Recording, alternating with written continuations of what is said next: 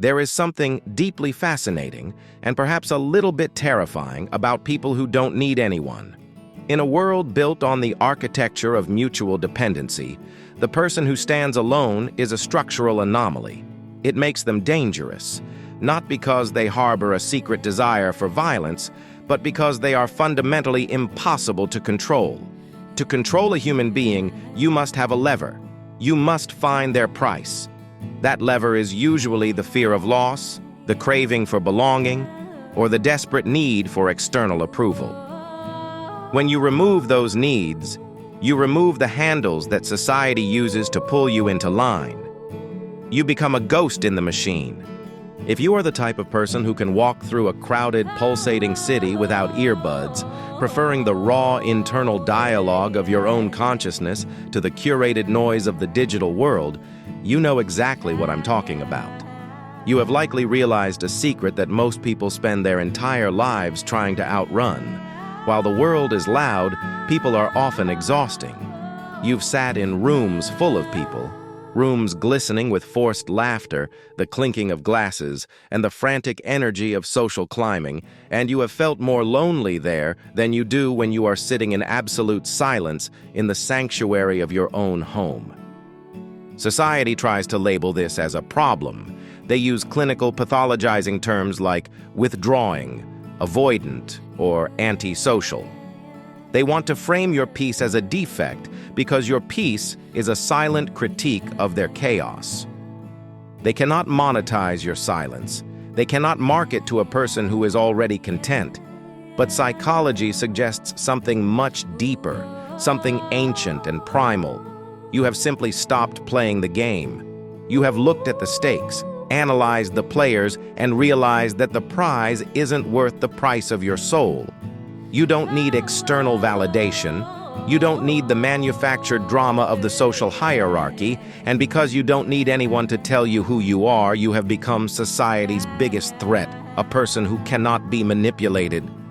The shift toward radical self-reliance is rarely a sudden explosion. It is a slow, methodical erosion of illusions. It likely began when you realized a harsh, cold truth. Most human attachment is a transaction, not a connection. We are conditioned from birth to believe we are social animals, a phrase often weaponized to justify the constant compromise of our personal boundaries. We are told that to be alone is to be broken. We are taught to fear the quiet as if it were a predator. But you began to see the strings.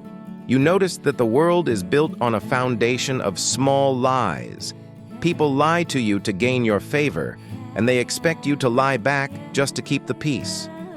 This is the social contract of the mediocre, a mutual agreement to never be too honest, never be too real, and never be too alone. You realize that most friendships are just placeholders for the fear of being forgotten. Most conversations are just two people waiting for their turn to speak, desperate to be heard but unwilling to listen. Perhaps this realization came after a profound betrayal. Maybe you believed people truly cared about you until the moment you were no longer useful to them. Or perhaps you just grew weary of the shallow, performative games of the digital age. You watched people curate their lives for an invisible audience, chasing likes and nods of approval from people they don't even like. Eventually, you made a choice. It wasn't an act of hatred toward humanity. It was an act of extreme love toward yourself. You chose you. You made a promise to never lie to yourself again. This is why you can spend days, even weeks, in your own company without feeling a shred of panic. While others feel a void when the noise stops, you feel a presence. You have found that solitude is where you are inspired, whereas society is just where you are instructed. In the crowd, you are a student of their expectations. In the silence, you are the master of your own destiny. You have discovered the inner citadel, the place where your thoughts are finally your own. There is a massive linguistic and psychological difference that the average person fails to grasp. Loneliness is a feeling of poverty. It is the stinging pain of being alone when you desperately wish to be seen. It is a state of lack. But solitude is the glory of being alone. It is a state of abundance. Loneliness is a hunger. Solitude is a feast.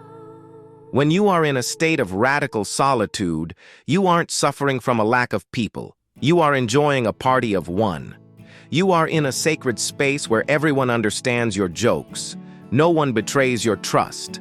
And the conversation is always deep because it is the conversation between the self and the universe. You are no longer waiting for someone else to complete you. You are the architect, the inhabitant, and the king of your own psychological kingdom. Consider the modern obsession with killing time. Why do people want to kill the very thing they have so little of? Because they are terrified of their own thoughts. They scroll, they binge-watch, they call people they don't even like, all to avoid the 5-minute window of silence before they fall asleep. Because in silence, the truth comes out. In silence, the ignored parts of the psyche, the parts we've buried under work and noise, begin to scream. Most people are running from themselves. But you sit in that silence and let your mind expand. You aren't isolating because you are sad. You are isolating deliberately to maintain your freedom and your peace of mind.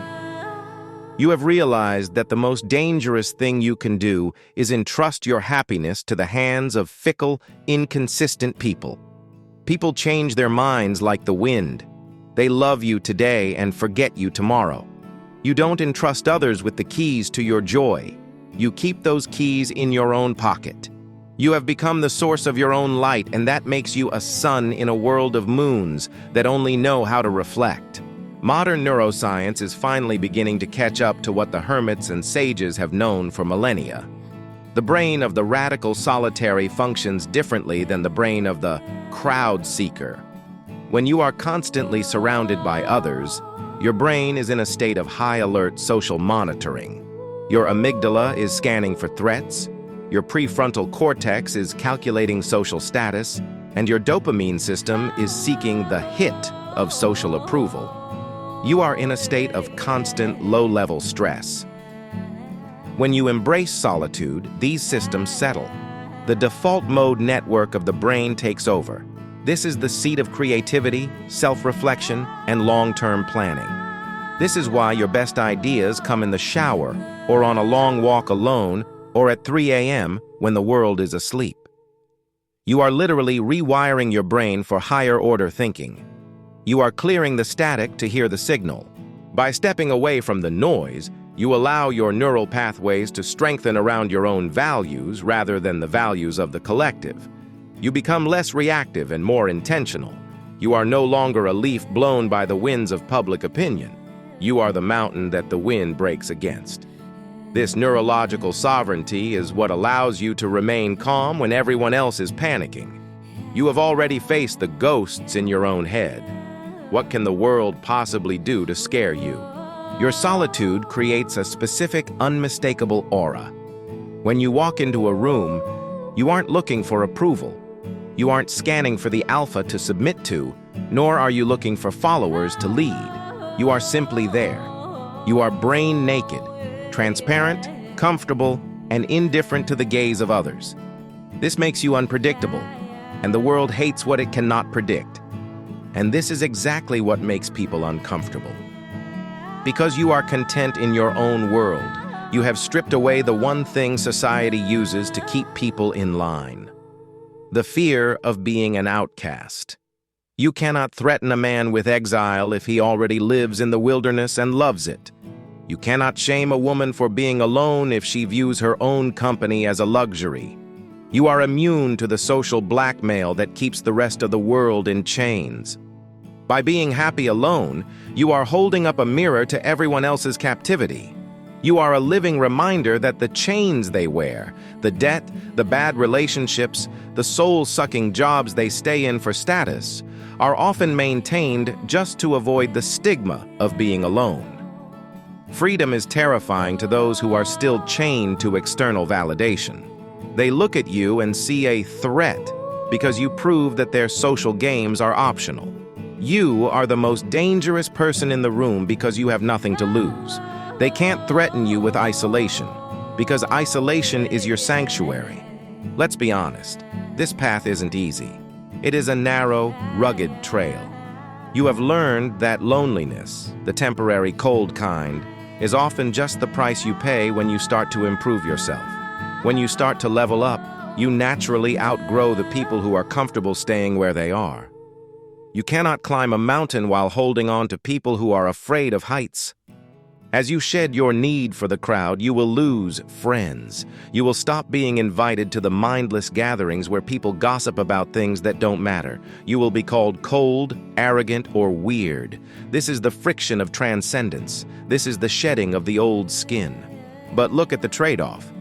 In exchange for the approval of people you don't even respect, you gain the approval of the one person who matters, the version of you that exists 10 years from now. You are trading the shallow we for the powerful I. You are becoming a radical solitary not because you hate humanity, but because you love the truth. You have realized that it is better to be a king in your own silence than a slave in someone else's noise. From the Stoics of Rome to the Transcendentalists of the forest, the radical solitary is a recurring archetype of human excellence. Marcus Aurelius wrote about the inner citadel, that place inside your mind where you can retreat at any moment to find peace, regardless of the chaos outside. Ralph Waldo Emerson spoke of self-reliance, the idea that nothing is at last sacred but the integrity of your own mind. You are a descendant of this lineage. You are part of the hidden tribe of those who do not need a tribe. You understand that true power is the ability to walk away. The person who can walk away from any table, any relationship, and any deal without looking back is the person who truly owns themselves. This is the ultimate psychology of the solitary. You have found the center of gravity within yourself. You no longer spin around the lives of others like a moon. You are the star. And if others want to bask in your heat, they must do so on your terms. If you are listening to this and your heart is beating faster, it's because you recognize yourself. You have spent years trying to fit in, wondering why the puzzle pieces of your soul never quite aligned with the jagged edges of the world. Now you know why. You weren't meant to fit in. You were meant to stand out. You weren't meant to be part of the herd. You were meant to be the outlier that observes the herd from the high ground. Embrace your solitude. Guard it like the treasure it is. Use your time alone to build something that cannot be taken away: knowledge, skill, character, and an unshakable sense of self. The world will try to lure you back with the promise of belonging. But remember, the only belonging that matters is the sense that you belong to yourself. If you are part of this wolf pack of solitude, those of us who run alone but know our own strength, leave a strong arm emoji in the comments to let me know you're here. Let the world see that there are more of us than they think, even if they never see us together. And if you want to dive deeper into the mechanics of self-sovereignty, subscribe and join our community. We are building a network of individuals who don't need a network. Stay solitary, stay sovereign, stay dangerous.